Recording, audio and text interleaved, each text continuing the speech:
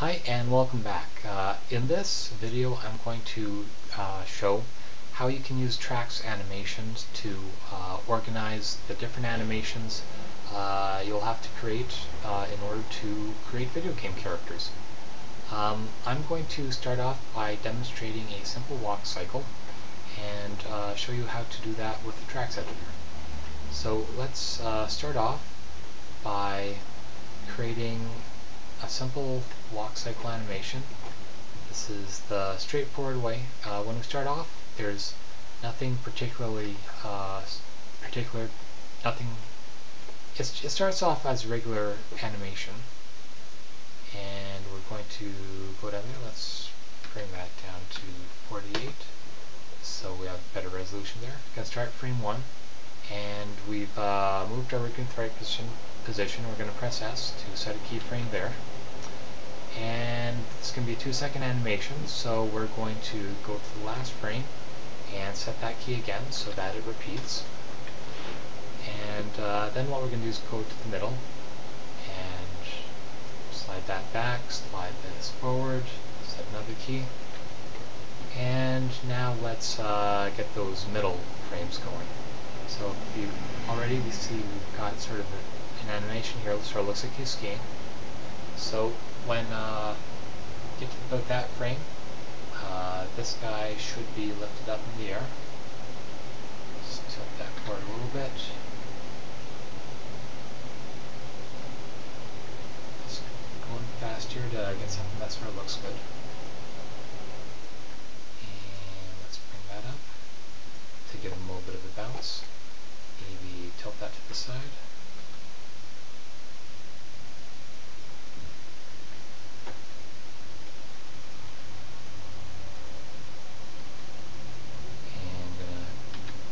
To set a keyframe. Okay, that looks good. And we're going to do the same thing over here on the other side. Bring that up. Rotate that a little bit.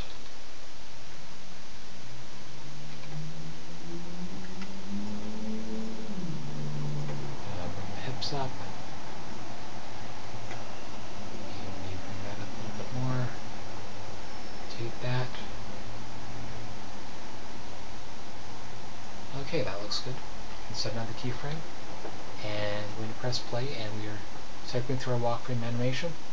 It was fast, and so far this is the way you would animate it even if you weren't using Trax.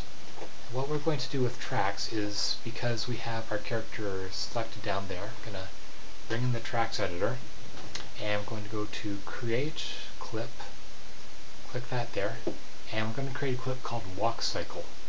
I'm going to leave all this as the default and click on Create Clip, and the walk cycle we created is now here in the Trax editor. Now notice all those animation keyframes that we set down here are now missing. They haven't gone away, they're now inside the Trax clip here. In fact, if you look at the visor and you go to Character Clips, see there's the source Trax clip that contains all the information that we just animated. Now the nice thing about having it here in the Trax editor is we can now do things with it. So what we can do is we can, if we want to edit the animation again, we can go down to Activate Keys, and that will bring all our keyframes back, and we can edit them to our heart's content, and when we're done we can just click Activate Keys off and it goes back to a regular clip again. We press play. See, it's drawing that information from the Trax clip, and you can see the walk cycle running. And you can even do things like dilate this in time.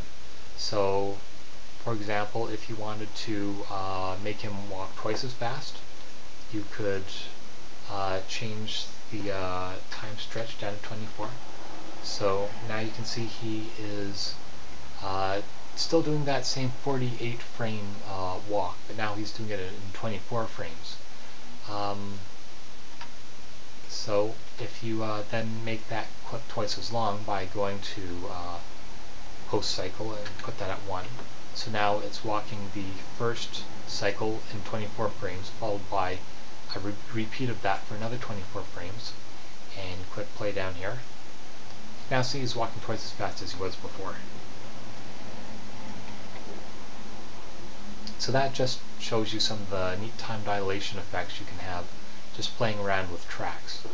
But I'm going to undo that because that's not so useful for a video game. I'm just sort of showing that just to demonstrate one of the neat things you can do with tracks. What you're really going to be interested in is being able to use this to create multiple animations. So what I'm going to do is right click there and click enable clip. So now that clip is disabled. So now when you click play, it's not drawing any information at all from the walk cycle. And I'm going to go back. And now what this allows us to do is use a tracks editor to create a completely different animation. So I'm going to go back to the visor over here. I'm going to go to character poses, go back to our neutral pose. There we go. And now let's animate something different. Let's say he's going to do a sweep kick. So in order to do a sweep kick, we start frame 1. Let's bring his hips a lot lower, and let's bring that leg out and behind.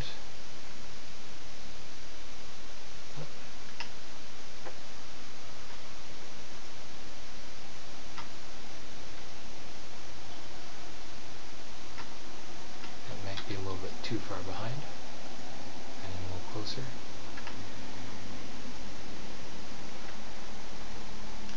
And this is just fast too. Now if I were doing this professionally, I'd put a lot more work into it. It's just something fast to get the basic idea. Alright, so that looks good, at least on the lower body it looks good. So I'm going to click a keyframe there, press S to keyframe all that, come up here to maybe 16, and let's sweep that foot forward. Forward, bring it out a little bit. Maybe get the hand into the action here.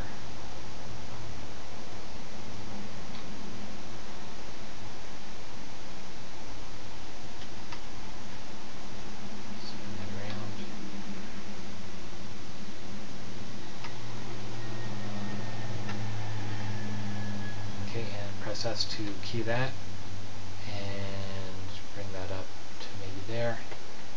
The foot should be all the way forward now.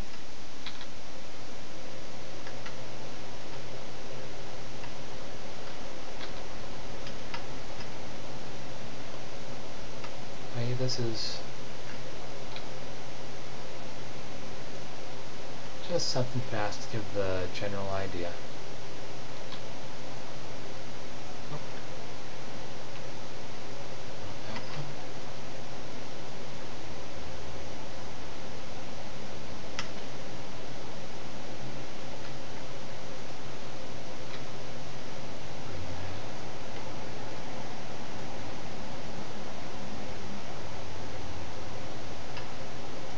Press S to set that key. So now we have 3 keys, and maybe shorten that up a little bit. Press play to take a look at how it works. So it's sort of a sweep kick. That's good enough. So what I'm going to do is create a new clip out of that.